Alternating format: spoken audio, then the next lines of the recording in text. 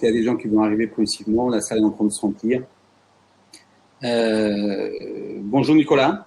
Bonjour à Bonjour. tous. J'ai le plaisir d'accueillir Nicolas Duep, qui est l'auteur d'un livre qui s'appelle Votre énergie est inépuisable. Et dans notre salon, nous cherchons à donner à nos clients et nos interlocuteurs des super pouvoirs grâce à la digitalisation de la cybersécurité. On a trouvé, c'était très intéressant de t'associer au salon, parce que ce qui est très pertinent avec ton livre, c'est qu'il est en lien avec le salon dans le sens où il y a une complémentarité dans l'approche, car ton livre apporte des pistes sur le rôle de l'énergie de chacun d'entre nous pour déployer nos super pouvoirs au quotidien. Nous, dans le salon, on parle technologie, tu parles de l'être humain. Et c'est ça qui nous réunit. Donc, je pense que le sujet va être intéressant. Donc, cette petite lumière va se dérouler de façon intéressante. Donc, ça sera une petite interview que je ferai. Pour ceux qui n'étaient pas au début, je m'appelle Pedro Souza et je suis le président du groupe Plénitude. Pour présenter rapidement Nicolas. Nicolas, il est aujourd'hui le PDG d'une société cotée en bourse qui s'appelle Alchimie. Il est depuis le siècle dernier, fin du siècle dernier, 1998, présent dans le secteur de la tech et du numérique, d'abord chez Accor, après chez Lagardère Active. Il a lancé un projet en tant qu'entrepreneur en 2004, une société qui s'appelle Selfish, qui était pionnier et leader des contenus pour mobile. Plus tard, il a repris Selfish pour la transformer complètement dans ce qui est aujourd'hui Alchimie, faire une mutation complète de la société vers le secteur de la télévision sur Internet. Donc, Alchimie, c'est aujourd'hui une société, comme je disais, cotée en bourse, qui propose une plateforme vidéo qui aide les médias et les talents à créer leur propre Netflix. Donc, au dernier comptage, on avait un peu plus de 100 chaînes thématiques. Je présume que ça évolue parce que Nicolas me dit qu'il lance une chaîne toutes les semaines. Et ce sont des chaînes thématiques associées soit à des groupes médias, soit à des personnalités comme Jacques Attali, Guillaume Canet, vous connaissez tous, ou des youtubeurs que peut-être avec lesquels on est peut-être moins familiarisé. Et donc, il lance une chaîne par semaine en Europe, mais également aux États-Unis. Et donc, c'est une société en forte expansion. Alors, Nicolas, il est aussi père de 4 enfants, passionné de cyclisme et naturellement d'entrepreneuriat. Sinon, ça ne faisait pas beaucoup de sens de se lancer dans toutes ces aventures. Il est aussi vice-président de Croissance Plus, qui est une association d'entreprises de croissance. Et il a écrit ce livre. Voilà. Votre énergie est inépuisable. Et pour reprendre le point au départ, je vous disais, nous parlons de technologie, nous, le groupe Plénitude. Nicolas, il parle de l'être humain, mais on se retrouve tous à parler d'énergie, on se retrouve tous à parler des super pouvoirs et comment les garder et comment les renforcer. Mais j'aimerais commencer par le début. Tu écris sur le rôle de l'énergie dans tout ce qu'on fait, dans les interactions humaines, dans notre environnement et de façon plus générale dans notre vie. Pourquoi était-ce important pour toi de le faire, Nicolas, et comment t'es venue l'idée d'écrire ce livre? Écoute, l'idée, elle est venue à travers un séminaire de direction il y a 4-5 ans. Et il y avait Franck Rouault, qui est d'ailleurs que je cite dans le livre, qui animait le séminaire. Et puis à la fin, qui me dit, bon, bah, tu vois, là, c'est clair, tout le monde a sa feuille de route, tout le monde sait ce qu'il a à faire. Mais en revanche, pour transformer la boîte, il va te falloir une sacrée énergie. Et là, je lui réponds, mais alors ça, c'est pas ce qui me pose un problème. L'énergie, moi, j'ai ma méthode, je fais ça, je fais ci, et j'en aurai suffisamment. C'est plus la feuille de route qui m'inquiète. Et il m'a dit, mais c'est génial ton truc, il faut que tu le partages. il faut que tu écrives un livre. Et lui-même, qui est dans la formation et en coaching, m'a poussé à prendre l'initiative du livre et puis ensuite d'en témoigner, de le partager avec les uns et les autres.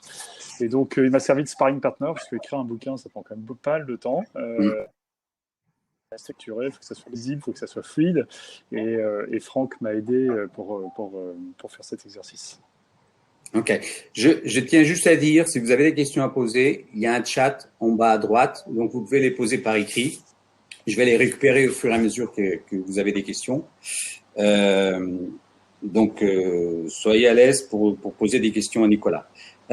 Alors, Nicolas, tu écris que le défi de l'énergie est l'enjeu de la vie.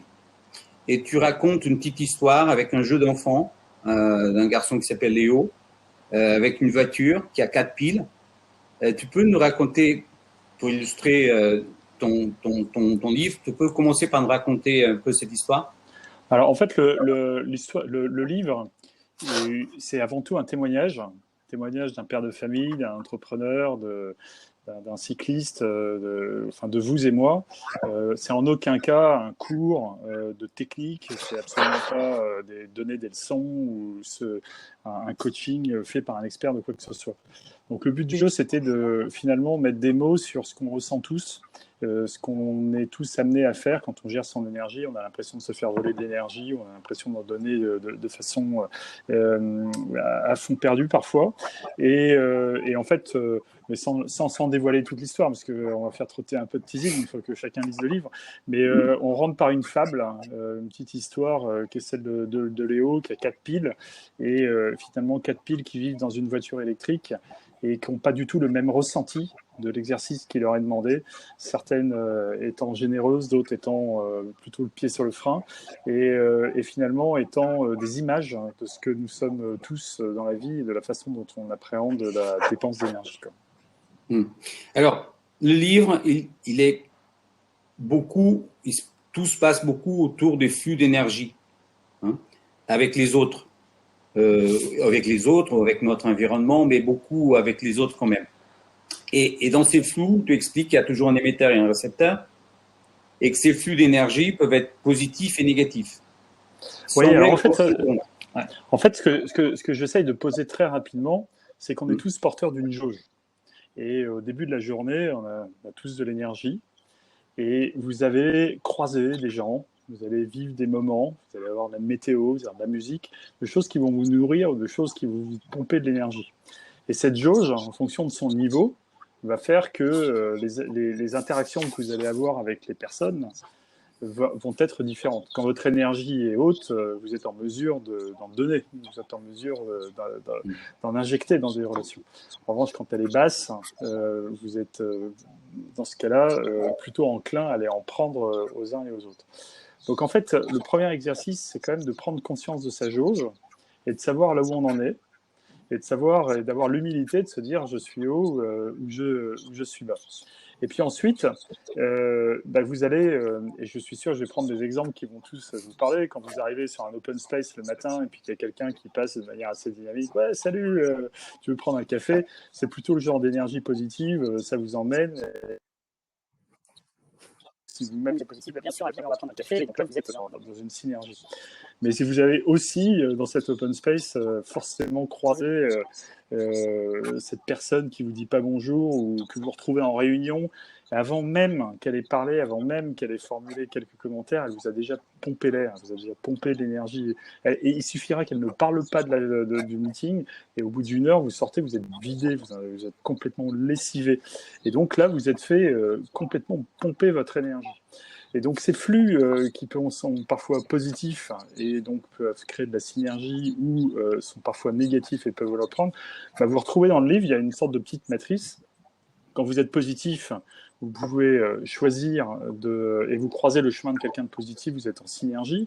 Quand vous croisez quelqu'un qui est lui-même plutôt négatif, vous pouvez être dans la démarche de don, de donner de l'énergie. C'est souvent d'ailleurs le rôle, on reviendra dessus, des super pouvoirs, parce que quand on est manager, il faut arriver à donner de l'énergie à ses équipes sans se sentir vidé. Mais au contraire, quand vous êtes plutôt négatif et que vous croisez le chemin de quelqu'un qui est positif, vous avez tendance à vous transcender en prédateur. Vous voyez là, une personne qui est pleine d'énergie, il essaie d'aller lui en voler. Ou si c'est votre manager, peut-être il acceptera de vous en donner. Et puis quand vous croisez deux négatifs, ça vous fait...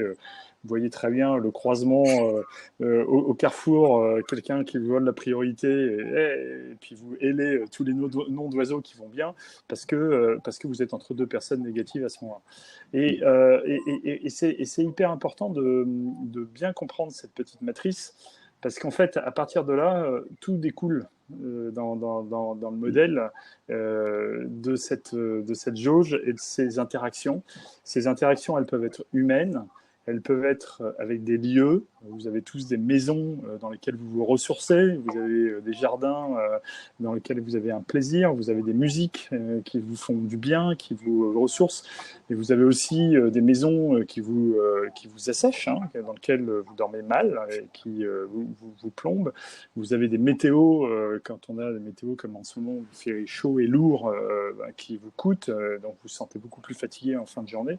Et donc, on balaye un peu tous ces paramètres, et en fin de journée, de se dire où est-ce que j'ai mis mon énergie, et qu'est-ce qui est bien et qu'est-ce qui n'est pas bien, quoi. Et il y a, je voulais parler des deux cas qui, pour moi, me semblent les plus récurrents et intéressants.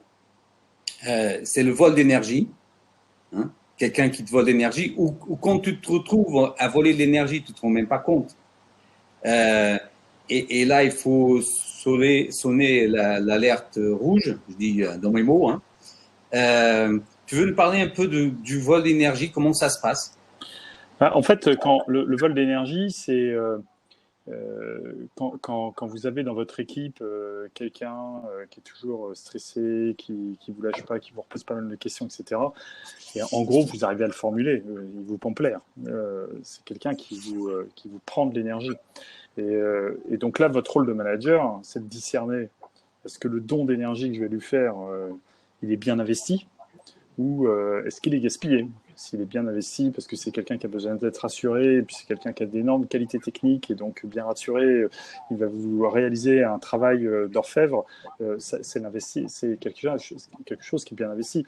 Mais en revanche, quand vous avez quelqu'un qui vient se plaindre tous les matins, qu'il n'est pas heureux, qu'il n'est pas souci, etc., vous pouvez avoir une démarche de l'aider au début, et puis au bout de 3 semaines, il n'y a aucune évolution, il n'y a rien qui se passe, et là, vous allez commencer à vous dire, est-ce que mon énergie est bien investi? Est-ce que ça vaut le coup que je lui donne toute cette énergie, surtout qu'on est dans le cadre professionnel, pas dans un cadre amical ou un cadre familial. Donc, est-ce que c'est pas quelqu'un qui me coûte? Et en général, quand quelqu'un qui vous coûte, il faut faire attention. Mais le vol peut être dans son équipe en dessous, mais peut être aussi de la part de son boss. Vous avez tous eu, à un moment donné dans votre carrière, des boss qui sont des prédateurs d'énergie, qui n'ont jamais de mots positifs, qui harcèlent, qui ont de multiples comportements, qui soient physiques, verbaux, et qui vont en fait vous pomper de l'énergie, alors que leur rôle, c'est de vous en donner. Puis au bout d'un moment, vous allez vous sentir vidé. Et ce qu'on appelle le burn-out, d'ailleurs c'est Pascalide dans son livre sur le burn-out, qui dit que c'est la maladie du don. C'est qu'en fait, quand vous ne recevez jamais et que vous finissez complètement sec, eh bien à ce moment-là, vous êtes brûlé, et vous n'avez plus l'énergie de faire quoi que ce soit. Mais en fait, c'est pas que vous n'avez pas l'énergie, il ne s'agit pas de culpabilité, c'est qu'on ne vous a pas nourri, ou on vous l'a prise, quoi. Donc ce vol, il faut aussi en faire un énorme exercice d'humilité, où parfois, vous-même, vous devenez prédateur, parce que ça a été dur à la maison, votre conjoint s'est mal passé, les enfants, enfin, il y a eu 36 000 choses, ou même d'un point de vue boulot, vous avez perdu un gros contrat.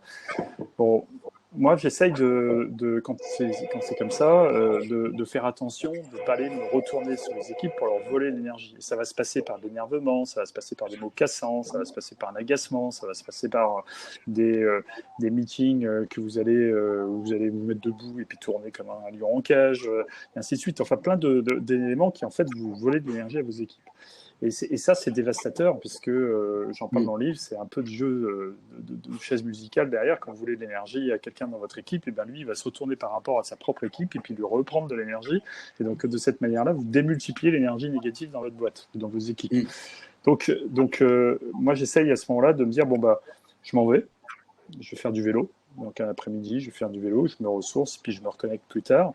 Mais je prends la décision un peu radicale de partir pour éviter justement d'aller me servir en énergie sur les équipes. Alors ça, c'est parfois très dur à faire, parce que quand on a son boss ou dans les organisations, c'est pas toujours facile. Des échéances, voilà, on a des échéances. Et pourtant, il faut le réaliser, parce que si et non, en fait, vous allez faire un petit gain aujourd'hui et demain, ça va vous coûter encore plus cher d'arriver à remotiver toutes les gens que vous avez démotivés le jour J, quoi. Ça, je t'avoue, c'est effectivement très compliqué. Et je pense qu'on a tous un peu ce manque de discipline des fois pour des stops et on reprend un peu plus tard.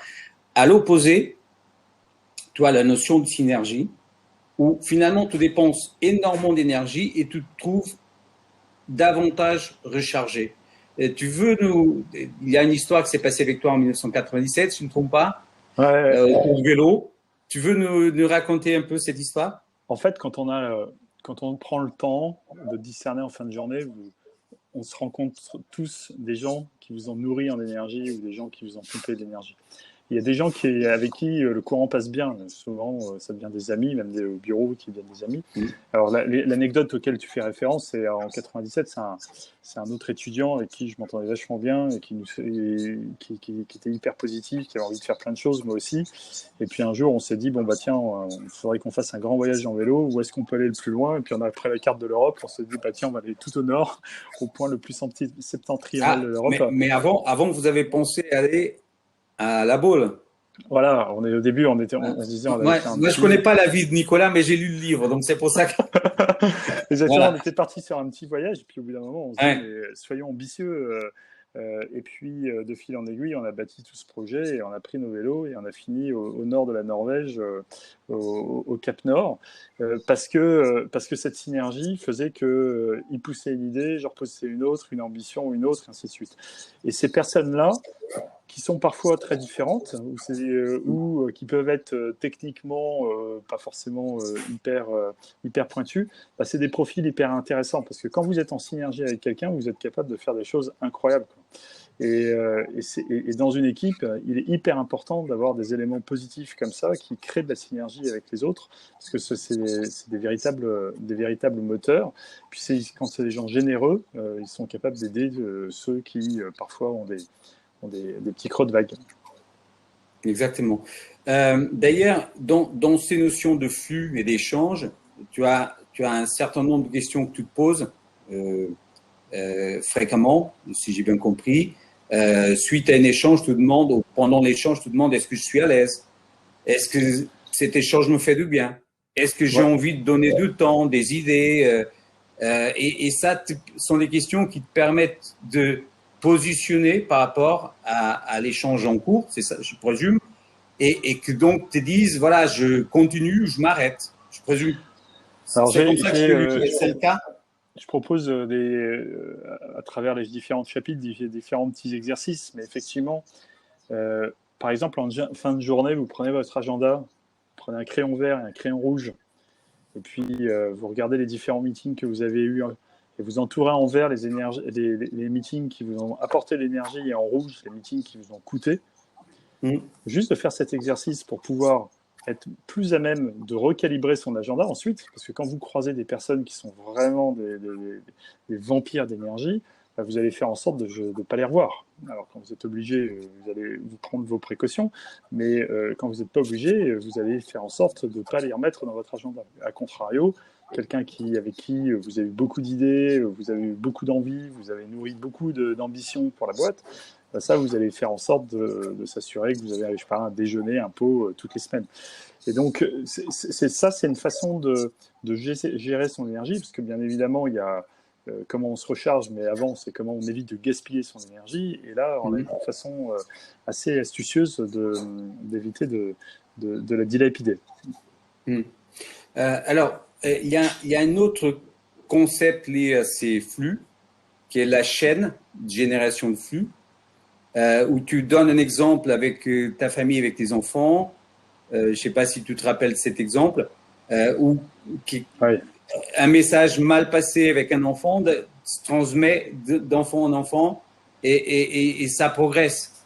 et des choses qu'on vit aussi tous en entreprise. On part du principe qu'on fait une réunion et que les sujets qui sont débattus sont à huis clos, mais finalement, les gens sortent de la réunion si la réunion s'est mal passée et ils vont vider le sac ailleurs ou ils vont passer Exactement, le c'est bonus un jeu. négatif quelque part ailleurs.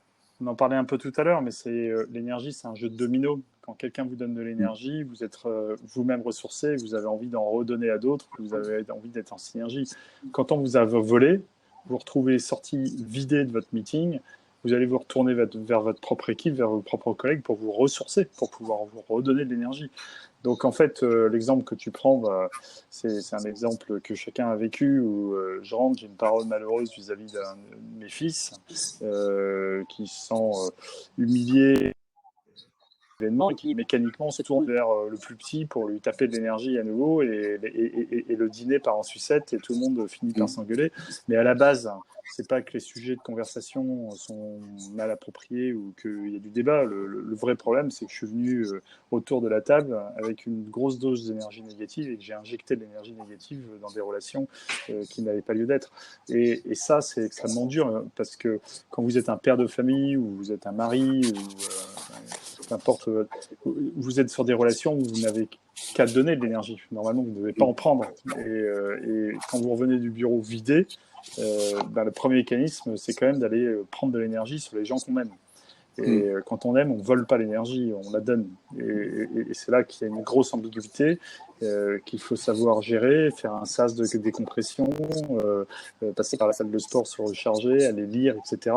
Mais être conscient de cet effet énergétique, c'est quand même résoudre beaucoup de problèmes et beaucoup de frustrations et de blessures. Alors, je rappelle tout le monde que le chat est ouvert, donc il se trouve en bas à droite, donc vous pouvez poser des questions et je reprendrai les questions. J'ai le chat ouvert moi, donc au fur et à mesure que vous posez des questions, je les poserai. Nicolas, un autre point. Il y a dans cette histoire de savoir se ressourcer et de gérer sa jauge, il y a cette notion de durabilité. Je ne sais pas si on a déjà parlé de ça, mais tu fais le vélo. Moi, je fais du marathon et je dis souvent à certains collaborateurs, à titre d'exemple, on ne fait pas du sprint au milieu d'un marathon. C'est-à-dire qu'on doit maintenir une jauge, enfin, un rythme qu'on peut tenir. Si on peut améliorer sa jauge, tant mieux. Mais la durabilité est quelque chose de très important. Qu'est-ce que tu peux dire sur c'est vrai que on peut donner ce qu'on a, on peut pas donner ce qu'on n'a pas. Et le burn-out, c'est souvent donner ce qu'on n'a pas. Quand les burn-out, c'est quand vous mettez juste les harcèlements de côté et vous revenez juste sur l'énergie, ça touche principalement des assistantes sociales, des infirmières, des professeurs d'école, des gens qui sont dans le don et qui vont à un moment donné parce que leur implication professionnelle les stimule très fort, donner plus que ce qu'ils ont. Et c'est Saint Bernard de Clairvaux qui expliquait déjà au XIIe siècle, avec un principe de vasque, eh bien, d'abord dans la vie il faut remplir sa vasque, et puis ensuite on donne le trop plein. Mais on donne pas comme un canal tout ce qui est l'énergie qui arrive, on en garde pour soi, pour être capable d'être suffisamment en vie, pour être à même d'aider les autres. Et donc, pour faire ton lien avec le marathon, pour aller loin, il faut savoir dire stop, pour que parfois vous préserviez suffisamment d'énergie pour rentrer chez vous et être aimable avec votre famille.